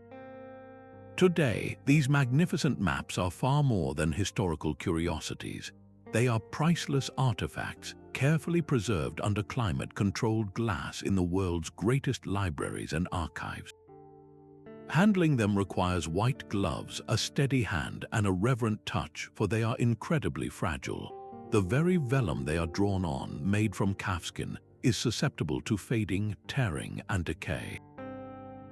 The iron gall ink, while permanent, can become brittle over centuries, threatening to flake off and take its secrets with it. Conservators now use advanced tools like multispectral imaging to peer beneath the surface, uncovering erased passages, earlier drafts, and hidden annotations invisible to the naked eye. This painstaking work is not just about preservation. It is a form of archaeological excavation, delicately peeling back the layers of time to understand the mind of the mapmaker and the world he sought to capture. Each crack in the vellum, every faded ink stroke, tells a story of the document's journey through time, making the map itself a historical record of its own survival. Studying these originals provides a uniquely tangible connection to the medieval mindset, offering clues that go far beyond what any digital copy can convey. The texture of the vellum, the pressure of the quill on the page, the slight imperfections in a line, all of these physical details speak volumes. You can see where the cartographer hesitated, made a correction, or perhaps pressed down with extra vigor to emphasize a particular border or a fearsome sea monster.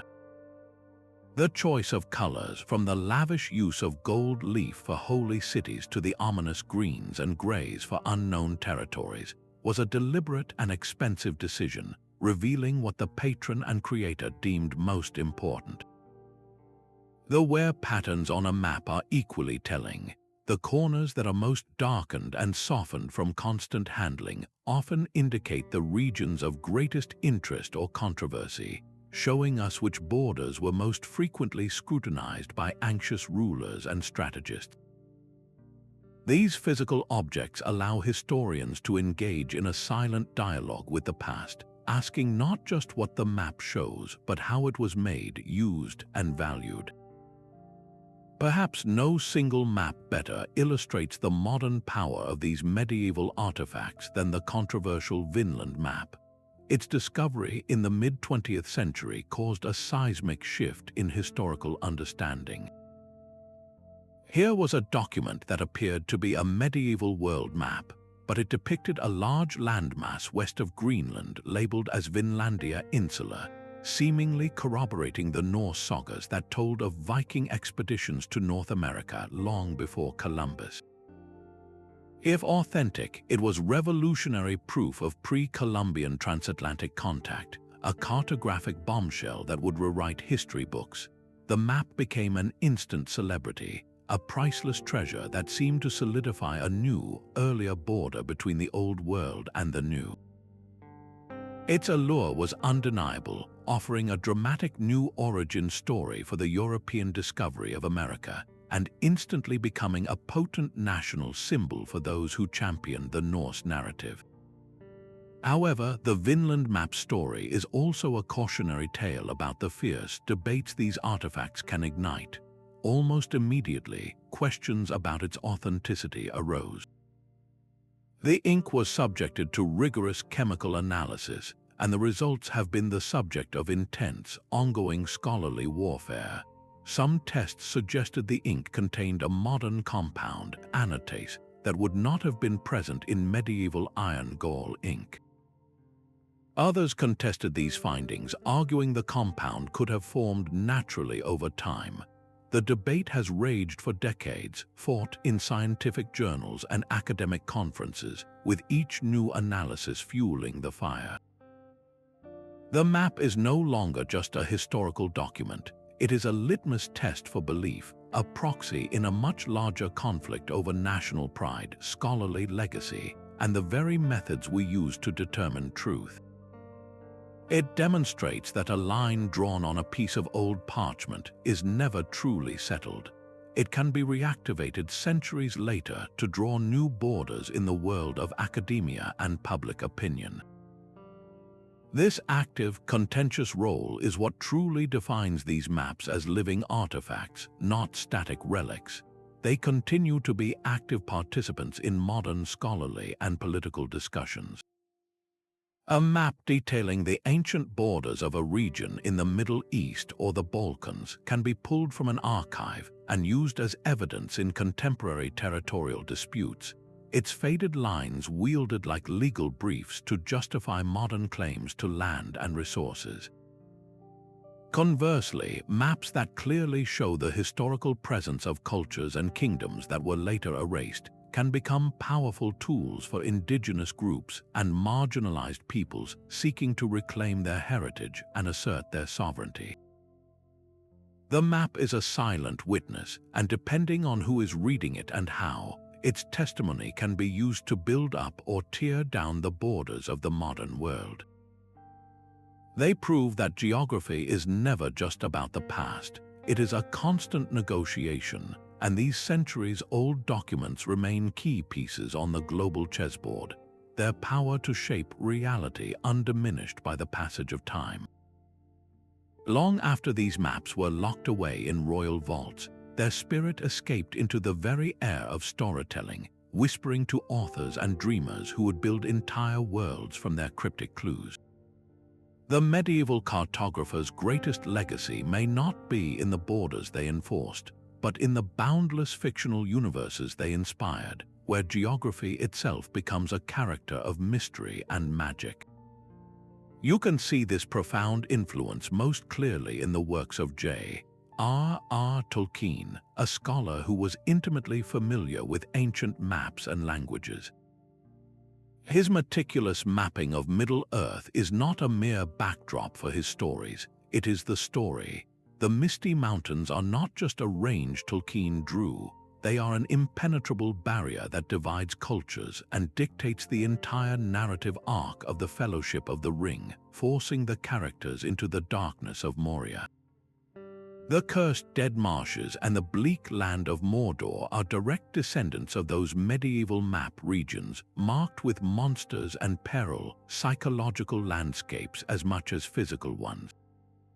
Tolkien didn't just create a story and then draw a map. He used the act of cartography to discover the story itself, much like a medieval monk charting unknown realms of the imagination, proving that the map is not just a record of a world, it can be the blueprint for creating one. This tradition of map-led storytelling flows directly into the grand tapestry of modern fantasy. George R.R. Martin's maps of Westeros in A Song of Ice and Fire are masterclasses in using geography to generate political conflict. The strategic importance of the neck, a narrow swampy borderland, or the imposing wall of ice in the north are not arbitrary features. They are narrative engines that dictate where armies can march, how kingdoms are defended, and why certain families hold power. These maps are so integral to the plot that readers constantly refer to them, tracing the journeys of characters and understanding the world through its topography, just as a medieval general would have studied a vellum scroll to plan a campaign. The map is no longer just an illustration in the front of the book. It is a vital key to understanding the epic's core tensions of power, lineage, and territory, a direct echo of the statecraft embedded in those ancient documents. But the cartographic imagination extends far beyond the borders of fantasy. The most enduring legend of them all, the city of El Dorado, was quite literally born from a map, or rather, from the desperate desire to place a myth onto one. As Spanish conquistadors pushed deeper into South America, they heard fragments of stories about a king so rich he covered himself in gold dust. Cartographers, eager to please their patrons and give shape to this rumor, began inscribing El Dorado onto their maps of the continent's unexplored interior. With each new addition, the legend grew. The man became a city, the city became a kingdom, and the kingdom became an empire of unimaginable wealth. This cartographic phantom drew thousands to their deaths in the treacherous jungles and rivers of the Amazon. The map created a reality so powerful that it drove exploration, conquest, and tragedy for centuries, demonstrating that a fictional place name, once inked onto authoritative parchment, could alter the course of history as forcefully as any accurate chart. And of course, no phrase captures this cultural osmosis better than the legendary Hic sunt dracones, here be dragons. While this exact phrase appears on very few surviving maps, the concept became a powerful shorthand, a collective agreement between mapmaker and viewer about the nature of the unknown. It was a brilliant piece of narrative economy. 2 or 3 words on the edge of a parchment could conjure an entire world of danger, wonder, and adventure. This idea was eagerly seized upon by writers of swashbuckling pirate tales and early adventure novels. The unknown islands on their fictional maps were always teeming with hidden coves, volcanic lairs, and of course, dragons guarding treasure. This trope taught generations of readers that the most exciting parts of any map were the blank spaces, the edges where the known world dropped off and anything was possible. It transformed the act of reading a map from a practical task into an act of imagination, inviting the viewer to become the hero of their own unexplored story. This blurring of lines between the cartographic and the creative reveals a fundamental human truth. We are hardwired to find stories in landscapes. A mountain range is never just a geological feature. It is a wall built by giants or the resting place of a fallen god. A dark forest is never just a collection of trees. It is an enchanted wood where time behaves differently, or a haunted realm from which no one returns unchanged. Medieval mapmakers were the pioneers of this instinct, using their art to weave together observable reality and mythological belief into a single, coherent vision. They understood that a map's true power lies not in its perfect accuracy, but in its ability to tell a compelling story about the world stories of divine order, of lurking danger, of limitless potential. In doing so, they gifted us a template not just for navigation, but for creation itself, providing the foundational parchment upon which countless other dreamers would continue to draw their own worlds of wonder, forever chasing the dragons that wait just beyond the edge of the known. Yet for all their cunning, these master manipulators of perception were not infallible. The very same techniques designed to secure a border could, with a cruel twist of fate, become the instrument of its undoing. A map intended as a shield could just as easily become a trap, ensnaring the very kingdom it was meant to protect. Consider the precarious strategy of exaggerating a region's wealth. A cartographer, under orders from a king eager to attract settlers to a sparsely populated frontier, might adorn a map with illustrations of bountiful orchards, thriving villages, and even hints of gold in the riverbeds. The goal was to paint a picture of prosperity that would lure hardy pioneers to secure a contested borderland. But what if that very same map fell into the hands of a rival power? Suddenly, that depiction of abundance was no longer an invitation for farmers, but a gleaming beacon for an invading army. The map that was meant to build a defensive population instead painted a target on the region, transforming a defensive cartographic strategy into the very cause of its own invasion. The pen might be mightier than the sword, but it could also, quite accidentally, hand the sword to your most dangerous enemy. This dangerous flip side of cartographic power often emerged from the fog of war itself, where a single, well-crafted deception could spiral into a catastrophic miscalculation. Imagine a scenario where a kingdom's spies successfully plant a falsified map on an opposing general. The map cleverly reroutes a crucial mountain pass, showing it as an easy, undefended route into the heartland while depicting the actual, defensible path as an impregnable cliff. The enemy general takes the bait, marching his army along the false route, confident of a swift victory. But what the map's creators did not anticipate was a sudden, unseasonable blizzard that sweeps down upon the high-altitude pass shown on their deceptive chart. The invading army, expecting an easy march, is instead caught completely unprepared, decimated by the cold and trapped in the narrow defile. While this might seem like a defensive victory, it could spark an unintended and even greater conflict. The humiliating and seemingly treacherous defeat might enrage the enemy kingdom, unifying its fractious nobles behind a cause for total war and revenge, rather than the limited border skirmish that was initially anticipated. The cartographic trick, designed to win a single battle, could instead ignite a generations-long war of attrition, all because the mapmakers could control the perception of the land, but never the weather above it. Perhaps the most profound limitation of their art was its inherent rigidity.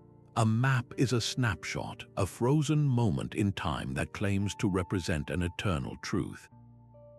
But the ground itself is alive and constantly changing.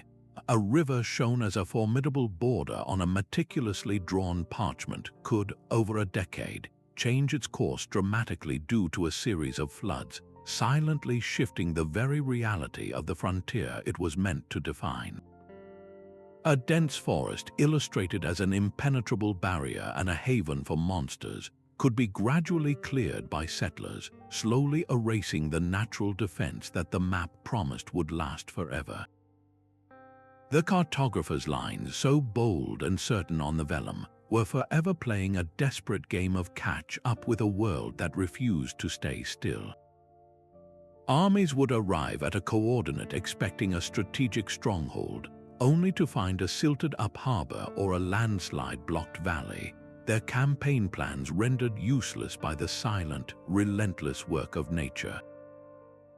This fundamental tension between the static map and the dynamic earth served as a constant, humbling reminder that human authority, no matter how brilliantly inscribed, would always be subject to the deeper, older laws of geology and climate.